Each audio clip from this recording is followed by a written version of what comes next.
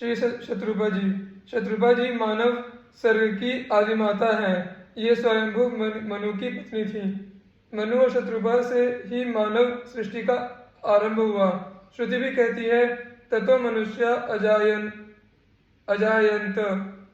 मनु और शत्रुपा दोनों ही ब्रह्मा जी के शरीर से उत्पन्न हुए हैं। दक्षिण भाग से मनु का और वाम भाग से शत्रुपा का प्रादुर्भाव हुआ है।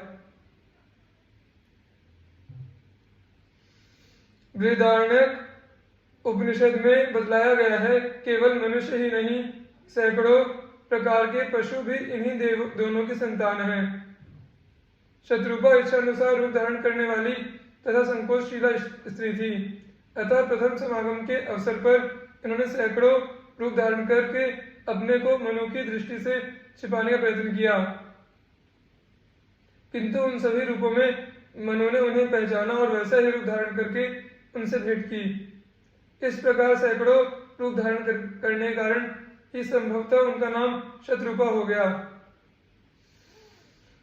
जिन जिन पशुओं के रूप इन्होंने धारण किए, उन सभी के रूप में एक एक संतान छोड़ दी। मानवीय सृष्टि का आदि स्रोत मनु से ही आरंभ हुआ।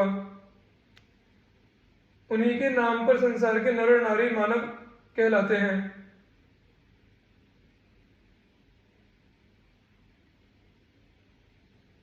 स्वयंभू मनु ब्रह्मावर्त के राजा थे।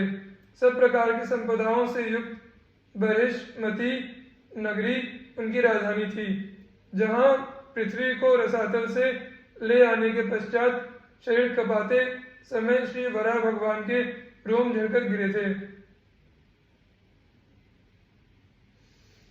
वे रोम ही निरंतर हरे भरे रहने वाले कुश और काश हुए, जिनके द्वारा मुनिजन यज्ञ में विघ्न डालने वाले दैत्यों का तिरस्कार करके भगवान यज्ञ पुरुष की आराधना करते हैं।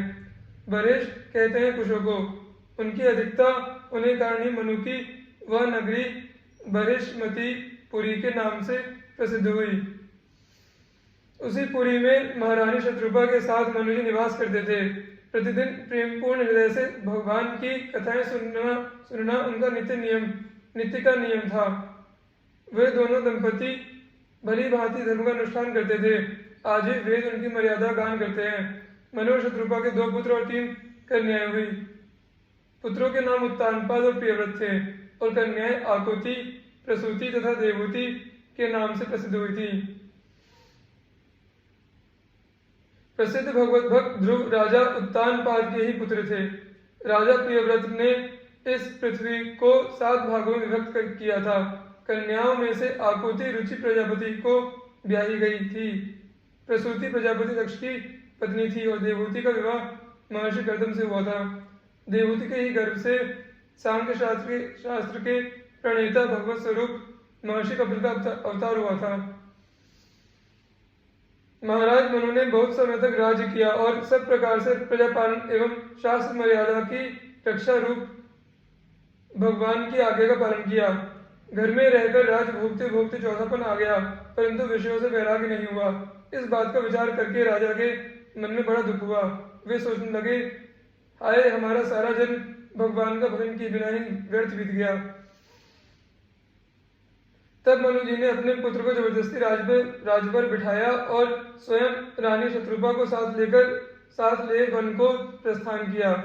दोनों ने सहस्त्रों वर्षों तक घोर तपस्या करके भगवान को प्रसन्न किया। तब करुणा निधान भक्त वत्सल प्रभु श्री राम उनके सामने प्रकट हो गए।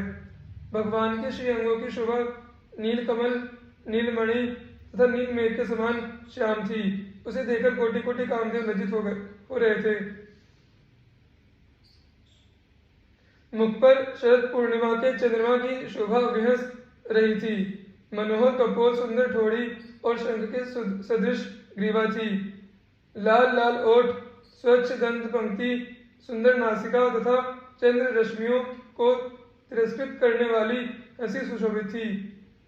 नेत्रों की छवि नव विकसित कमल के समान सुंदर थी। मनोहारिणी चितवन जी को बहुत प्यारी लगती थी। सुंदर भौहें, ललाट पर प्रकाशमय तिलक, कानों में मकराकृत कुंडल, मस्तक पर किरीट, कारी कारी घुंघराली अलके, वक्षस्थल में श्रीवत्स और वनमाला, गले में पदक और हाथ तथा अन्य अंगों में भी मणिमय आभूषण शोभा पा रहे थे। सिंह की सी गर्दन, सुंदर यज्ञोपवीत हाथी की सूंड के समान मनोहर भुजदंड, कमर में तरकस और हाथों में बाण एवं धनुष सुशोभित थे। पीताम्बर की छवि बिजली को लजा रही थी। उधर पर त्रिवली की रेखा देखने ही योग्य थी। नाभि ऐसी लगती थी मानो यमुना जी में भंवर उठी हो। चरण कमलों की शोभा अवर्णनीय थी। श्री रघुनाथ जी के वाम भाग में उन्हीं के समान शोभा की निधि आदिशक्ति सीता जी शोभा पा रही थी।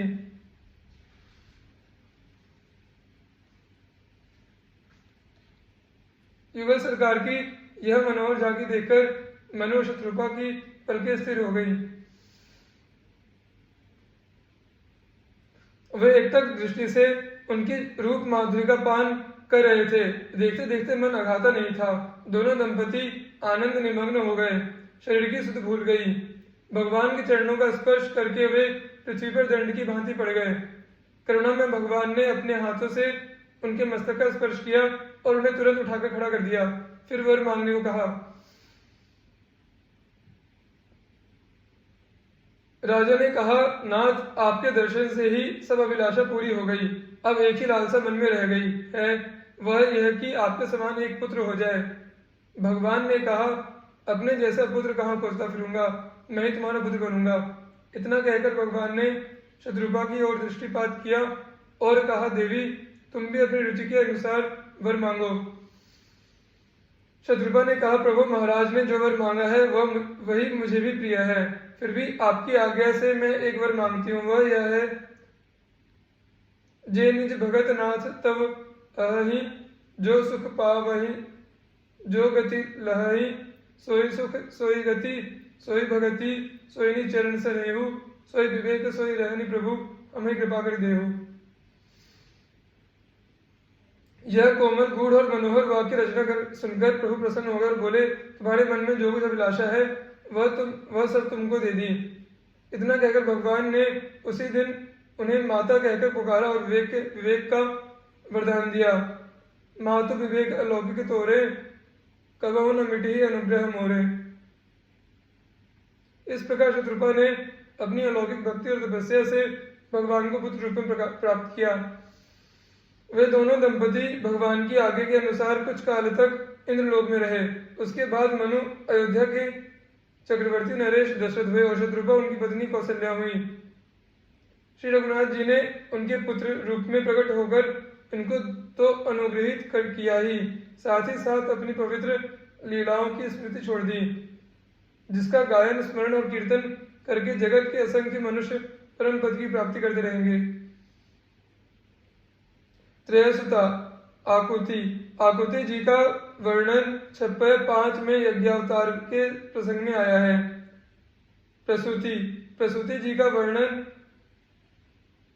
6.12 में दक्ष जी के प्रसंग में आगे दिया है। देवहूति। देवहूति का वर्णन 6.16 में करदम जी के प्रसंग में आगे दिया है। श्री सुनीति जी। श्री सुनीति जी का वर्णन 6.9 में ध्रुव के प्रसंग में आया है। श्री सती जी। पतिव्रता स्त्रियों में सबसे पहले दक्ष कन्या सती का नाम लिया जाता है। वही साध्वी स्त्रियों की आदर्श हैं। उन्हीं के नाम पर अन्य पतिव्रता स्त्रियां भी सती की उपाधि से विभूषित हुई हैं।